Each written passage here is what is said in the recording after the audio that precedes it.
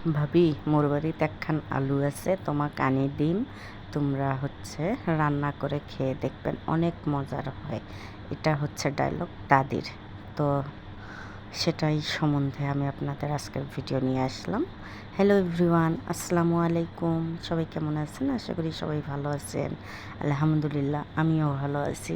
তো শুরুতে ডায়লগ দেখে অবশ্যই আপনারা বুঝতে পারছেন ডায়লগটা হচ্ছে দাদির।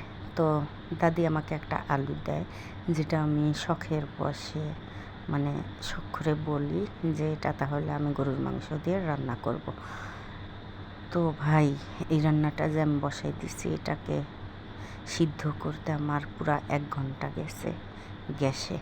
তারপরও সিদ্ধ হচ্ছিল না। শেষমেশ আমি রাগ করে নেমে রেখে দিই, কারণ আর ধৈর্য কুলাইতেছিল না আর কি।